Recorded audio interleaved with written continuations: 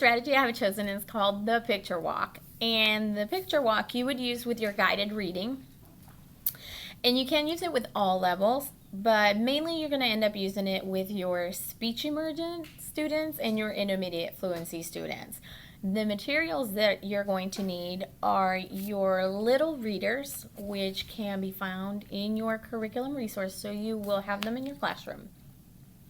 So the three purposes for Picture Walk is really to front load the vocabulary, which we already know that's a very important strategy for our ELLs, to help build comprehension, which is something that they're going to need forever basically, because every time they read they're going to need to comprehend what they're reading, and to build the language skills, which is also something that we want to target with our ELLs.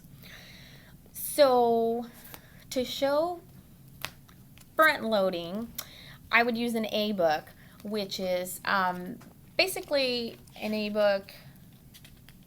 The text is very simple. The pictures are very helpful. There's a lot of spaces in between the words, and there's a few sight words that are in the book. And so just what you would do is you would say, okay, today we're going to look at this book. It's called Go See It. And when we open up, we're going to take a picture walk. And what we do when we take a picture walk is, what's the first thing that you see? And most kids are going to know that it's a fish. So they'll tell you fish. Great, you're correct. It is a fish. What's the next thing that you see? You see a turtle. And these books are not very difficult. So they are going to be able to figure out, most of them will be able to tell you what it is, but there are some that they're not going to be able to figure out, obviously, like a seahorse. So what you would do is say, okay, this is a seahorse. And can you say that with me? It's a seahorse, and you can point to the words and show them where it's at. And what sound do you hear at the beginning of horse? Great. What letter makes that sound? H, correct. Can you find an H on this page? And they'll point right to yes, perfect. That says horse. So that's how you want to front load your vocabulary. So now to show you how we can build comprehension and language skills, we're going to use a one book. And the reason that you want to, well, of course we know comprehension you're going to use forever. You will never not need how to understand what you're reading. But language skills we want to focus on, really, because this not only helps them how to speak properly, which is something that they don't get a chance to really speak the way they should, but we're going to practice our language skills as well. And I'm going to show you in a minute how we're going to do that. So we'll show them the book again, and we'll say the same thing. Okay, let's go on a picture walk. And what do you see? And oh, we see the bunnies, and they're thinking, great, what do you see? This is a bear. And most of these kids, as you can see, this level book has a lot more sight words. And by this time, you've already built their vocabulary of sight words. So they already see them, and they know them. They don't have to guess what it is. They know it's a bear. And I would say, okay, where does the bear live?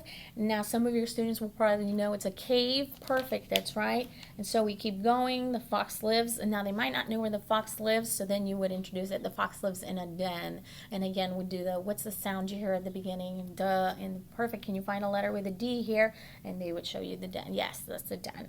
So that's what you would do. Now, the purpose of them using their language skills is you want them, well, of course, sorry, let's back up a second here. What we want them to do is, after they've read it, well, we've done the picture walk, then we read. Sorry, I forgot to mention that.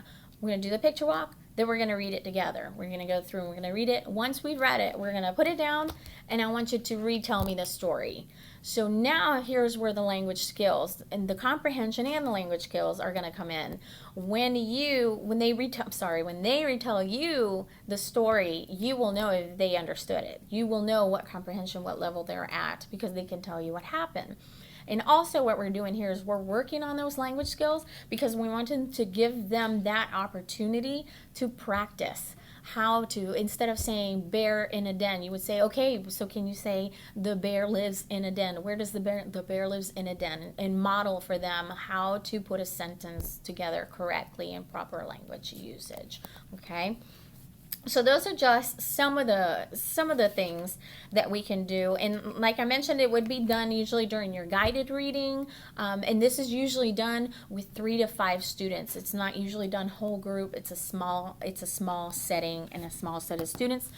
And you probably wouldn't use this these type of books anyway with anybody other. I would use it in a kindergarten setting because your first grade students are usually going to be much higher than that, and of course above first grade we're not going to be using this kind. Only your low first graders you would use, so it would probably be like your kindergarten students. And that's the picture walk.